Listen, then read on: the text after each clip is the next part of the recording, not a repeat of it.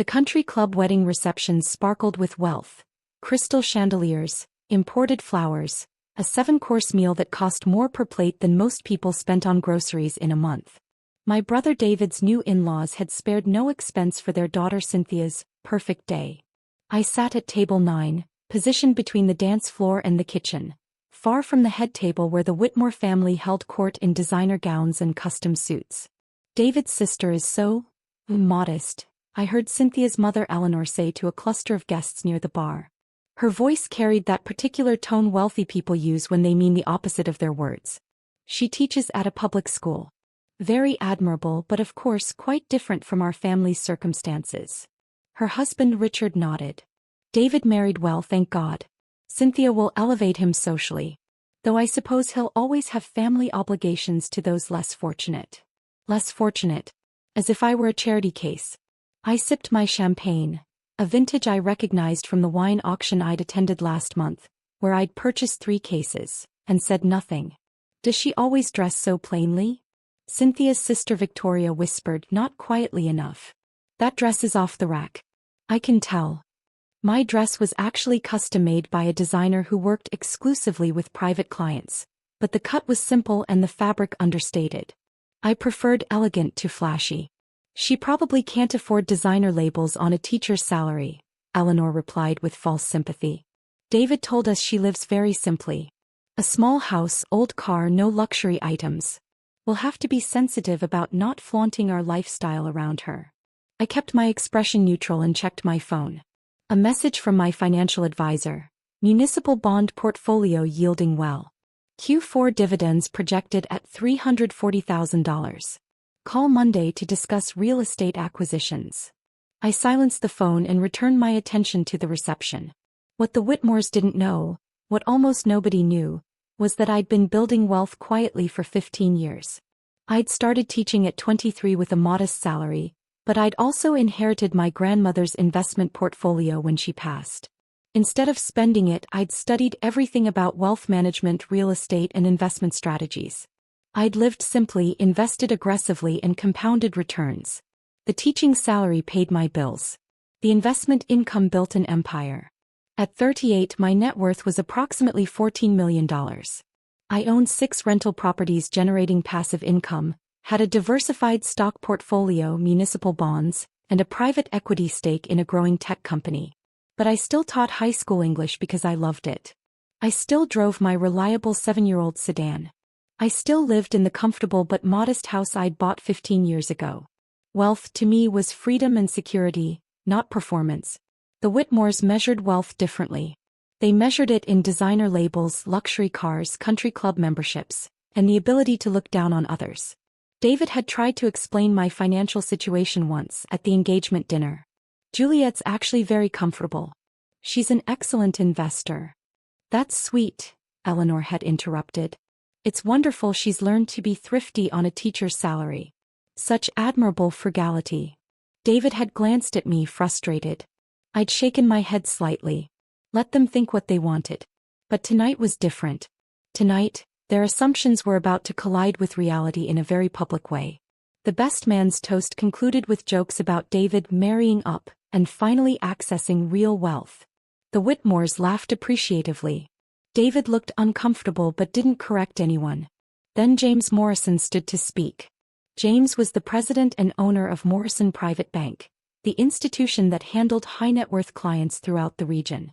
He was also one of my closest professional associates. He'd managed my wealth for 12 years. I'd like to add a brief word, James said, his distinguished voice carrying across the reception. As many of you know, I've had the privilege of serving this community's financial needs for 30 years. The Whitmores smiled, assuming he was about to praise their banking relationship. Tonight, I'm celebrating not just David and Cynthia's union, James continued, but the fact that 2 of my favorite clients are now family.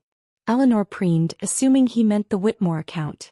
Cynthia's family has banked with us for 15 years, James said.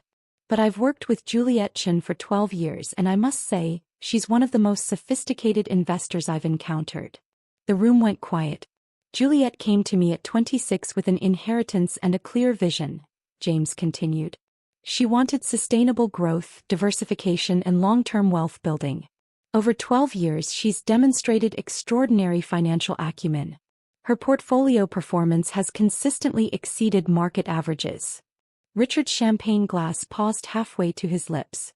Just last quarter, James said warmly, we celebrated her portfolio crossing the $14 million mark. $14 million built through disciplined investing, strategic real estate acquisitions, and intelligent asset allocation. The silence was absolute. Juliet is exactly the kind of client every wealth manager dreams of working with, James concluded.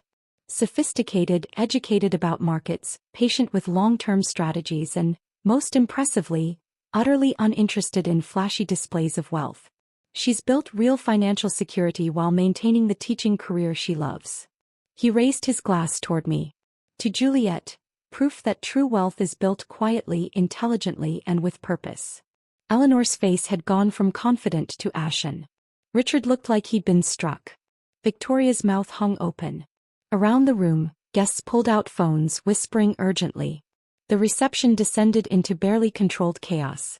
David found me first, looking relieved and apologetic. Jules, I'm sorry. I tried to tell them, but they wouldn't listen. It's fine, I said calmly. Some people need to learn lessons the hard way. Eleanor materialized beside us, her society composure cracking. Juliet, I had no idea. When we said you were less fortunate, we didn't realize. We thought teaching was your only income. You assumed, I corrected gently. You saw my modest lifestyle and assumed I was struggling. You never asked about my circumstances. You just decided I was beneath you. But $14 million, Richard sputtered, having joined his wife. How does a teacher? I inherited wisely and invested intelligently, I said. I live below my means, study market trends, and make disciplined financial decisions. I don't spend money on luxury items to impress people. I spend it on building generational wealth. Cynthia appeared, looking mortified. Juliet, I'm so embarrassed. My parents have been saying awful things all week about David's poor sister, who couldn't afford nice things. They insisted on paying for his tuxedo rental because they thought he couldn't afford to buy one. I bought David's tuxedo, I said quietly, as a wedding gift. It's custom-made, not rented. I just had it delivered to the rental shop so your parents wouldn't feel awkward. David nodded confirmation. She also paid for our honeymoon, the 2-week trip to New Zealand. All expenses. Cynthia's face flushed. That's a $30,000 trip. My parents thought David was going into debt for it. I would never let my brother go into debt for a honeymoon, I said. James Morrison reappeared, accompanied by another man I recognized, Thomas Whitmore, Richard's brother and business partner. Thomas looked extremely uncomfortable. Richard, Thomas said urgently. We need to talk. Privately. Not now. Now, Thomas insisted. It's about the commercial loan. And the line of credit. Richard paled. What about them? Thomas glanced at me, then back at his brother. Morrison Private Bank holds both. James just mentioned reviewing loan terms for clients whose risk assessment has changed. The implication hung in the air. James smiled pleasantly. I didn't say that, Thomas. I said we periodically review all commercial lending relationships to ensure continued alignment. Standard practice. But the message was clear. The Whitmores had loans with James's bank. James had just publicly aligned himself with me. Richard had spent the evening insulting me. The power dynamic had shifted dramatically. The reception struggled to recover its celebratory energy. The Whitmores huddled in urgent conversation. Other guests approached me, some to apologize for their assumptions, others to suddenly express interest in my investment strategies. Victoria, Cynthia's sister, found me near the dessert table. I'm sorry for what I said about your dress. I was being catty and jealous. Jealous. You have $14 million and you're wearing an off-the-rack dress, she said. My designer gown cost $8,000 and I'm maxed out on 3 credit cards. You're playing a completely different game than the rest of us. I'm not playing a game at all, I said. I'm building security and freedom. The dress doesn't matter. The bank account does. She nodded slowly. My parents taught us that looking wealthy was the same as being wealthy. But it's not, is it? Not even close, I agreed. Looking wealthy costs money. Being wealthy makes money. Eleanor approached as Victoria departed, her earlier condescension replaced with desperate networking energy. Juliet, I hope we can start fresh. I've been thinking about investment properties. Perhaps you could share some insights.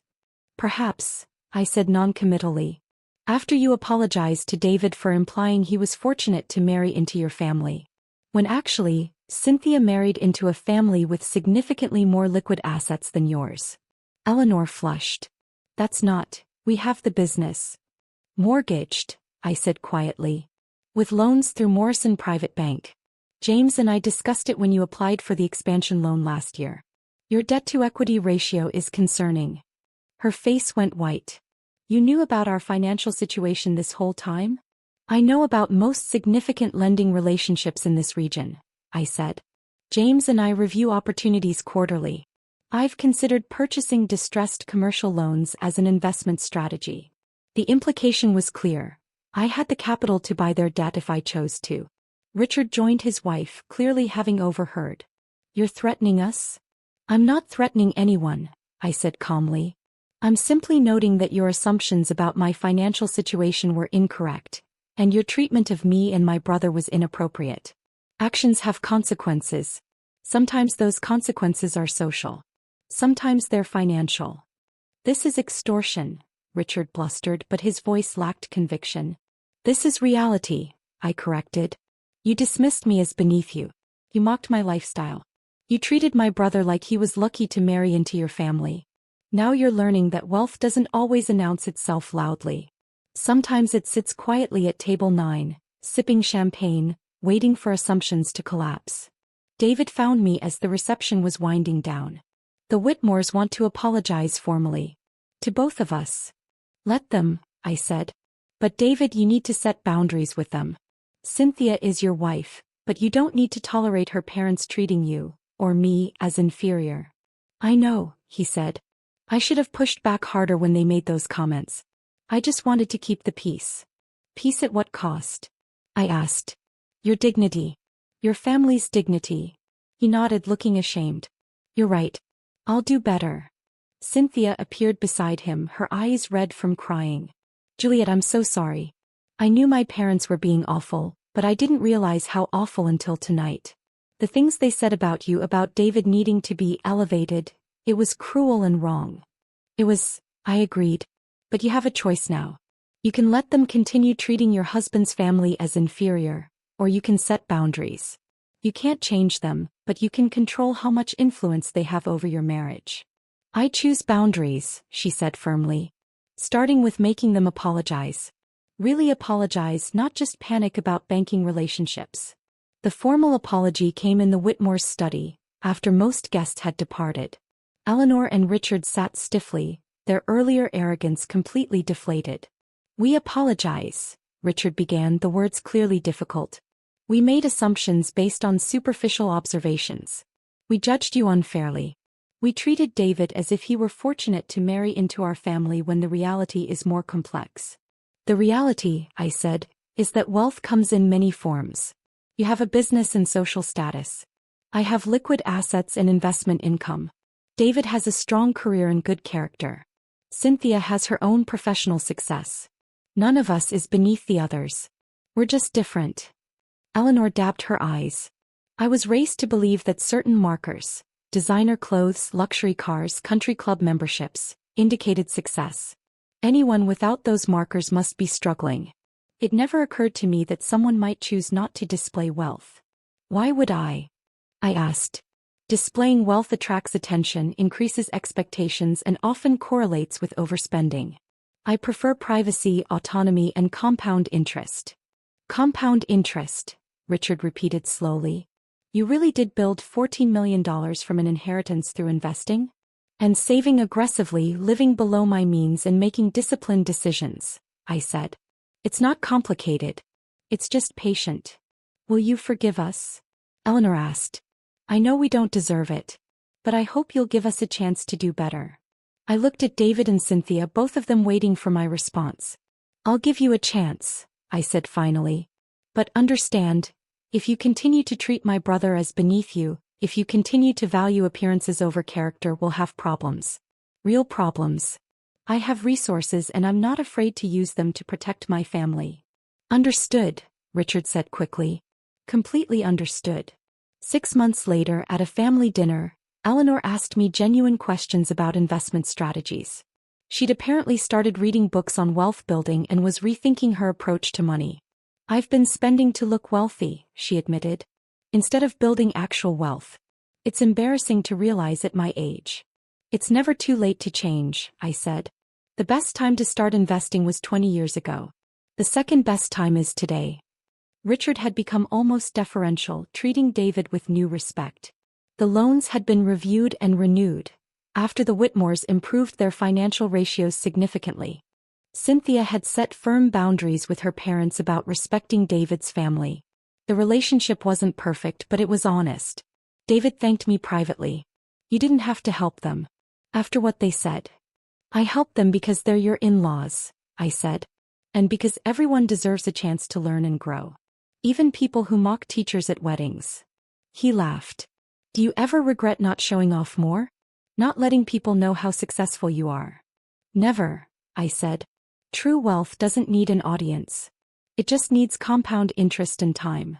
I still teach high school English. I still drive my reliable sedan. I still live in my comfortable house. But now when the Whitmores host events, I'm seated at the head table. When they mention family, they speak of David's brilliant sister, the investor. When they discuss success, they acknowledge it comes in many forms. The wedding where they mocked my simple life became the wedding where they learned that simple living and wealth building aren't contradictory, they're complementary. Sometimes the person sipping champagne at table 9 has more assets than everyone at the head table combined. You just have to be smart enough to realize that wealth doesn't always announce itself. Sometimes it just quietly compounds year after year, building security while everyone else is busy performing success. And when the bank owner mentions your portfolio at a wedding reception, well, that's when assumptions collapse and reality gets very interesting. The simple life isn't always simple. Sometimes it's just strategically understated.